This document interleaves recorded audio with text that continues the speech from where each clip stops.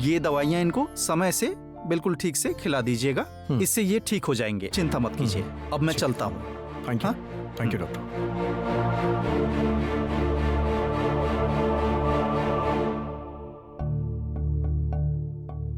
नीला, माँ आज यहीं रहेंगी, ठीक है ना? ऐसी अवस्था में माँ को यहाँ से ले जाना ठीक नहीं। तुम एक काम करो, तुम गौरी के साथ चली जाओ और यहाँ मैं और पापा मिलकर यहाँ सब कुछ संभाल लेंगे। मैं उन लोगों के साथ चली जाऊँ? मतलब रूपम, मेरे यहाँ ना रहने से अगर कोई जरूरत पड़े या मुसीबत हो जाए तो? नीला तुम चिंता मत करो, मैं सब संभालूंगा। पापा आप रहेंगे ना?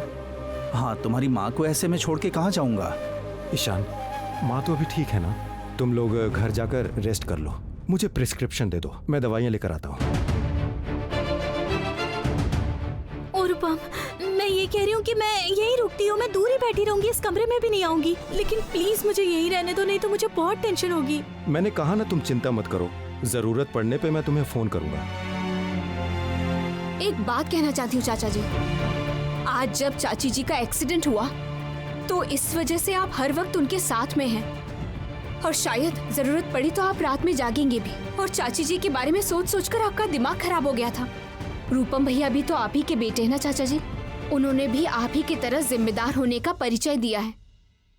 और जिस लड़की से आप सबसे ज्यादा नफरत करते हैं, ऐसे वक्त में उसी ने सबसे ज्यादा हिम्मत दिखाई, नहीं तो चाची जी किसी और बड़ी मुसीबत में फंस जाती। अगर कोई गलती करता है तो देवी माँ उसकी भूल उसकी आंखों के सामने ले आती है। मैं देवी माँ से प्रार्थना करूंगी कि आपको अपनी गलती का एहसास हो जाए और आप सच को देख पाएं। नीला दीदी, आप आ जाइएगा।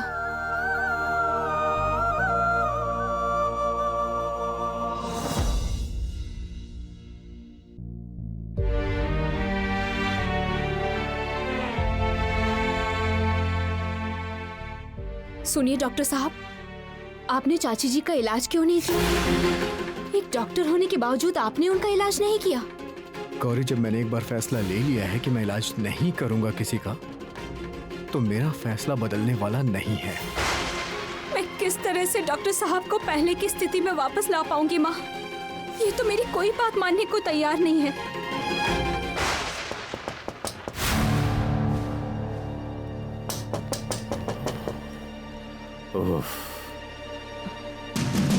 देखना जरा कौन आया है इतनी रात आगे परेशान करने के लिए। अरे देखो ना।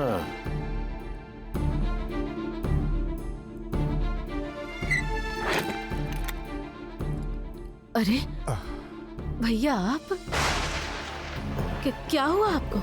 तबीयत ठीक है ना? अब आइए, अंदर आइए ना, आइए। मैं पहले तुम लोगों से माफी चाहता हूँ इतनी रात को परेशान करने के लिए। नहीं, बताइए ना क्या हुआ है। आप मुझे बहुत परेशान लग रहे हैं। आप बैठिए ना, बैठिए। तुमने बिल्कुल ठीक कहा अरुंधति। कुछ दिनों से मैं बहुत ज्यादा ही परेशान हो गया हूँ, पता नहीं क्यों। इसीलिए ये बात मैं तुम्हें बिना बताए रह नहीं पा रहा हूँ। कोई गुप्त बात है क्या? बाहर चला जाओ। नहीं, तुम बाहर क्यों जाओगे? तुम्हारा सुनना भी बहुत जरूरी है। भैया, क्या बात है, बताइए ना। देखो अरुंधति, तुमने शिवरात्रि से पहले सपने में देखा था कि इस घर में शिव की प्रतिष्ठा करना जरूरी है। उसके बाद ही वो चमत्कारी घटना घटी। उस महायोगी पुरुष ने कहा कि ईशान महादेव का अंश है। अच्छा अरुंधति, मुझे सच सच बताओ कि सपने में तुमने कुछ और भी देखा था क्या? मतलब तुम्हें इस बारे में कुछ और भी पता है?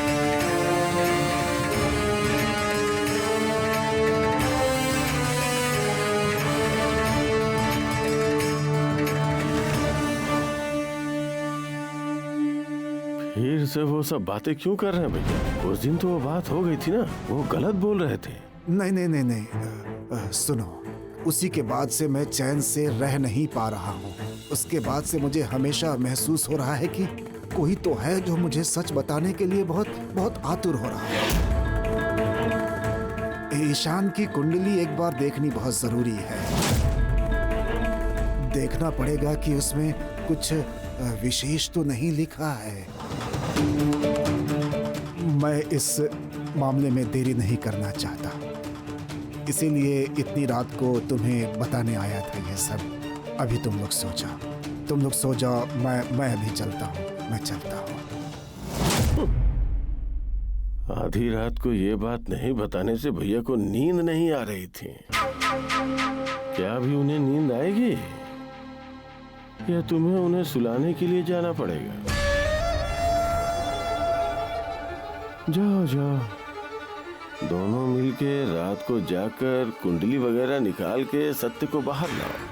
जाओ।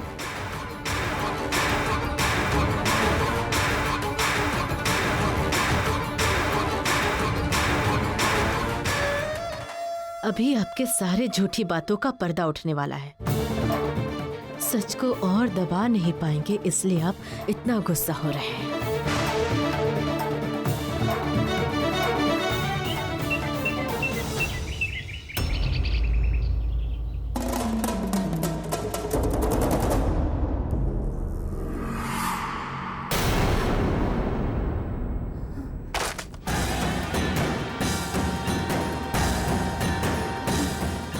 क्या हो गया रमा?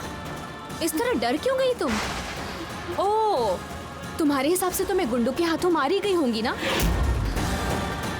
लेकिन मैं कोई भूत नहीं हूँ, जीती जागती गौरी हूँ। तुम्हारी बातें मुझे बिल्कुल भी समझ में नहीं आ रही है। हटो आगे से, मुझे काम है। चुपचाप यहीं पर खड़ी रहो। आज सबके सामने मैं सब कुछ बताने वाली हूँ। चाचा जी,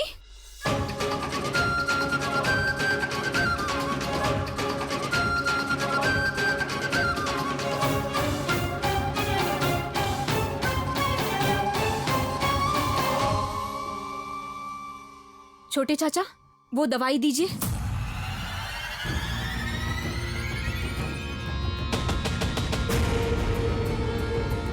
इस दवाई को पहचान पा रही हो रमा?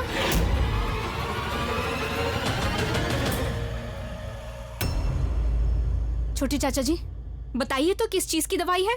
ये एक तरह का नशा है।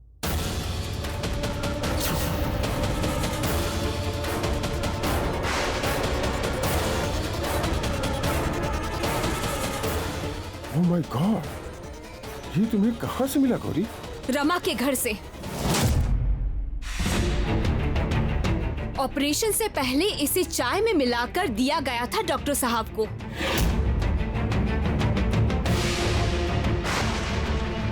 इसी वजह से डॉक्टर साहब बेहोश हो गए। क्यों रमा, सही कहा ना मैंने? नहीं सर, ये सब झूठ है। गौरी मुझे फंसाना चाहती है। अच्छा, ऐसी बात है। मैं बिना सबूत की कोई बात नहीं बोल रही हूँ रमा। कल जिन गुंडों ने मुझे मारने की कोशिश की थी, वो सारे गुंडे पकड़े जा चुके हैं और उन सब ने तुम्हारा नाम बताया है। और तुम्हारे घर के अंदर रखी हुई किताब के अंदर के पैसे और जो दवाई रखी हुई थी, उसे पुलिस को देने में मुझे ज्यादा वक्त नहीं लगेगा रमा। ये सब क्या है रमा? तुम यहाँ की कितनी पुरानी नर्स हो और तुम्हारे साथ तो मेरी कोई दुश्मनी भी नहीं थी। इसके बावजूद भी तुमने ऐसा क्यों किया? रमा, मैं तुम पर यकीन करता था, उसके बावजूद तुमने मेरे साथ इतना बड़ा विश्वासघात किया। मुझे ऐसे मुसीबत में फंसा के तुम्हें क्या फायदा हुआ, बताओ? बताओ, चुप क्यों हो तुम? क्यों किया ऐसा तुमने? देखो, अगर तुमने सच नहीं बताया तो बहुत बड़ी प्रॉब्लम होगी तुम्हें। मुझे पूरा विश्वास है कि कोई रमा को पैसा खिलाकर ये काम करने के लिए कह रहा है। डॉक्टर साहब का कोई ऐसा दुश्मन है जो चाहता है कि किसी भी तरह से डॉक्टर साहब को नुकसान पहुंचे। रमा, तुम बताओ कि किसने तुमसे ये काम करवाया है? बताओ जल्दी। देखो, अगर तुम नहीं बताओगी तो पुलिस तो तुमसे सारी बातें उगलवा ही लेगी। बताओ जल्दी। रमा, अगर चुपचाप खड़ी रहोगी तो तुम्हारी मुसीबत बढ़ेगी, इसलिए बता दो। क्या हुआ? बोलो। किसके कहने पे तुमने मेरी चाय में नशे की गोली मिलाई?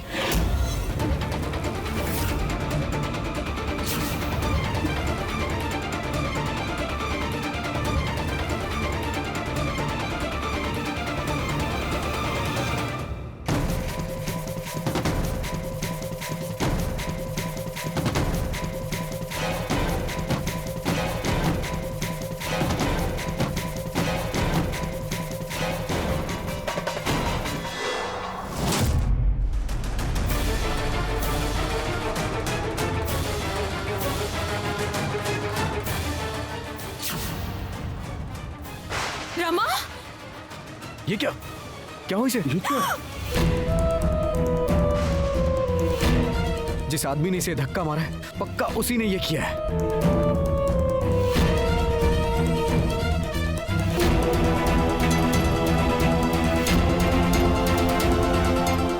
इमीडिएट एडमिट करके इसका ट्रीटमेंट स्टार्ट करना पड़ेगा। लगता है किसी ने पॉइजन इंजेक्ट किया है। ए, कोई है? जल्दी आओ इधर। कोई दिखाई नहीं दिया चाचा जी। क्या हुआ? इसकी हालत कैसी है अभी? ये कौन सा दुश्मन है जो अपने नाम को छुपाने के लिए अपने साथी को ही मार देना चाहता है? काम हो गया है। हाँ, वो इंजेक्शन नर्स के मुंह को पूरी जिंदगी के लिए बंद कर देगा। ठीक से इंजेक्शन पुश किया था ना, या फिर जाग जाएगी? अगर मुझे पता चला कि वो जिंदा बच गई है तो मैं तुम्हें... नहीं शैलमा, आप बिल्कुल चिंता मत करिए।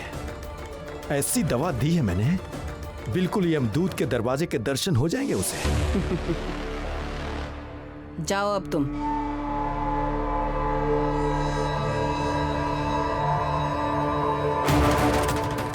चलो, मेरा नाम के सामने आने से पहले ही रमा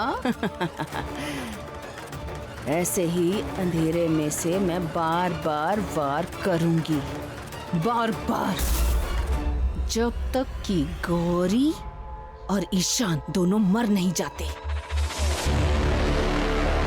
इमीडिएटली ट्रीटमेंट शुरू कर दिया गया, ये एक प्लस पॉइंट है। लेकिन बहुत ही खतरनाक जहर इंजेक्ट किया गया है रमा के अंदर। अभी बताना मुश्किल है कि she is out of danger. Ishaan, अब तुम्हें समझ में आ रहा है ना कि तुम्हारी कोई गलती नहीं है, तुम एक षड्यंत्र के शिकार हुए हो। तुम कल से ही हॉस्पिटल ज्वाइन कर लो ईशान। देखो, तुम्हारे जैसे डॉक्टर हमारी सोसाइटी के लिए बहुत इंपॉर्टेंट है,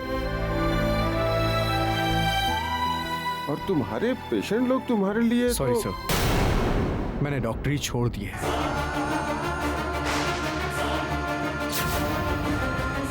और मेरा कोई पेशेंट नहीं है। What? सर, ये मेरा रेजिग्नेशन लेटर, मैं इसे अपने साथ ही लेकर आया था। आज के बाद मैं इस हॉस्पिटल में नहीं आऊंगा। डॉक्टर साहब!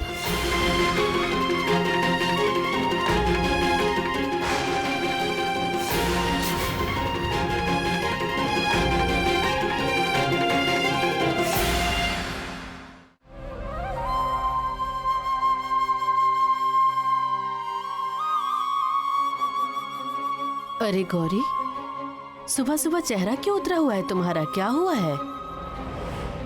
क्या बताऊं मैं आपको छोटी दादी जी, डॉक्टर साहब ने अस्पताल में ये कह दिया है कि वो और आगे काम नहीं कर पाएंगे। ये कैसी बात है? हॉस्पिटल तो ईशान की जान है। मतलब क्या भाई ने हमेशा के लिए काम छोड़ दिया है? इसका मतलब डॉक्टर घोष के पास उसने रेजिग्नेशन लेटर दे दिया है। मुझे बहुत ज्यादा चिंता हो रही है और इसीलिए मैं देवी माँ को अपनी चिंता का कारण बताने आई। एक साथ दो झटके मिले हैं। पहला वो हॉस्पिटल वाला हादसा, दूसरा तांत्रिक के आश्रम का झमेला। मुझे लगता है कि इन सब की वजह से ईशान का कॉन्फिडेंस पूरी तरह खत्म हो गया है। ये क्या माँ, इस तरह आप रो क्यों रही हैं?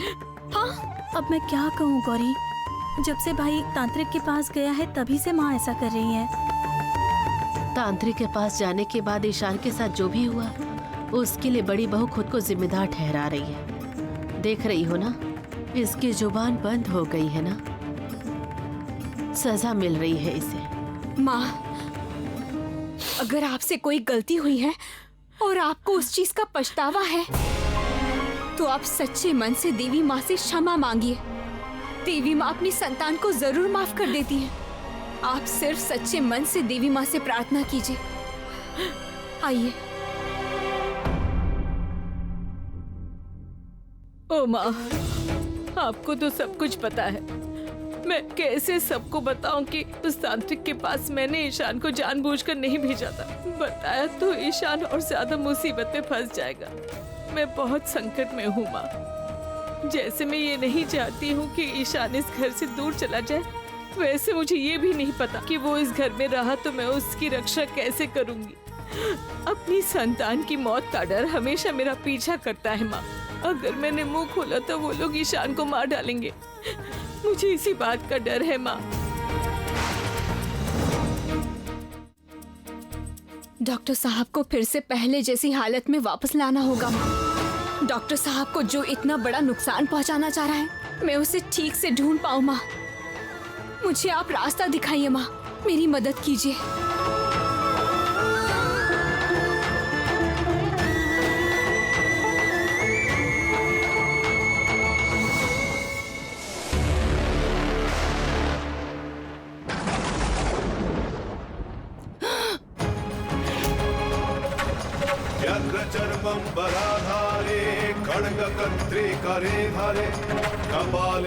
ये क्या?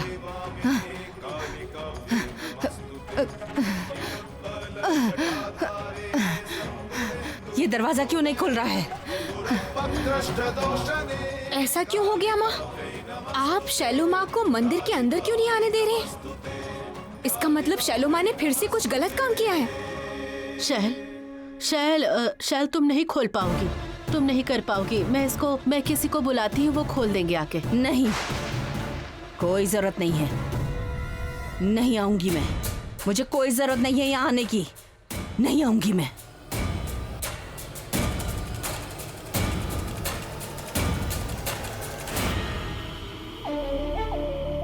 पानी पी लीजिए माँ। पानी दे दो। लो। अब तबीयत कैसी लग रही है माँ? मैं तो ठीक हूँ, लेकिन आज ही हम लोग यहाँ से चले जाएंगे और तकलीफ नहीं दूंगी तुम्हें।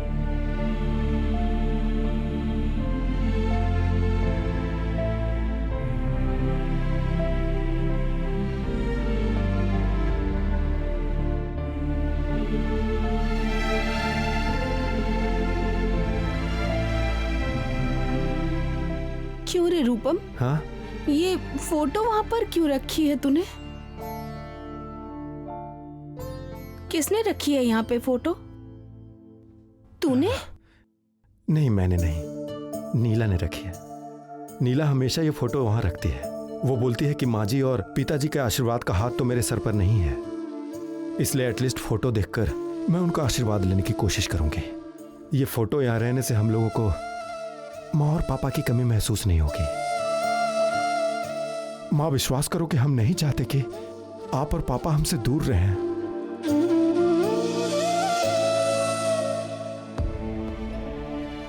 रूपम, मैं कह रही हूँ कि मैंने घर से माँ जी और पापा जी के लिए थोड़ा खाना लेकर आई हूँ। असल में माँ जी की अभी जो हालत है, इस वक्त बाहर का खाना ठीक नहीं रहेगा, और इसके अलावा आप इनका खाना भी नहीं बना पाएंगे, इसलिए मैं घर से ही थोड़ा सा खाना लेकर आ गई। नहीं नहीं, ये सब खाना वगैरह की जरूरत नहीं है। हम लोग अभी घर चले जाएंगे और अपने घर जाकर ही खाना खाएंगे। सुनो, तुम रेडी हो जाओ, निकलना पड़ेगा। हाँ, रेडी तो हो जाऊंगी, लेकिन मैं इसके हाथ का खाना खाए बिना नहीं जा सकती, इसलिए मैं खाना खा के ही जाऊंगी। ठीक है, जब खाना खाकर जाना चाहती हो तो ठीक है, खाना खा के ही निकलेंगे। ये सब सिर्फ गौरी की वजह से संभव हुआ है। अब मेरा दिल कह रहा है कि सब कुछ ठीक हो जाएगा, सब कुछ ठीक हो जाएगा। मेरे कहने से काम नहीं होगा, इस घर में ये सब नहीं होता है। पहले नहीं हुआ तो क्या हुआ, इस बार होगा। हम लोग सब मिलकर होली खेलेंगे। सब लोग खेलते हैं तो हम लोग क्यों नहीं खेल सकते? और सुनिए ना, होली खेलना तो कोई बुरी बात नहीं है ना। अरे बाबा, हमारे घर में होली खेलने का मतलब ये है बड़ों के पैर में और बच्चों के मस्तक में टीका लगाना, बस। नहीं, इस बार हम लोग होली जरूर खेलेंगे। क्या हुआ चीकू बाबू, मुंह लटका के क्यों बैठे हो? इसे जिद करने के लिए कोई वजह चाहिए क्या? कोई भी इशू चाहिए इसको? तो चीकू बताओ, आज तुम्हारी नई जिद क्या है? कुछ दिनों के बाद होली है और हम उस दिन होली खेलेंगे, बस। चीकू, तुम्हें पता है ना कि इस घर में कोई होली नहीं खेलता, तो फिर ऐसे जिद क्यों कर रहे हो?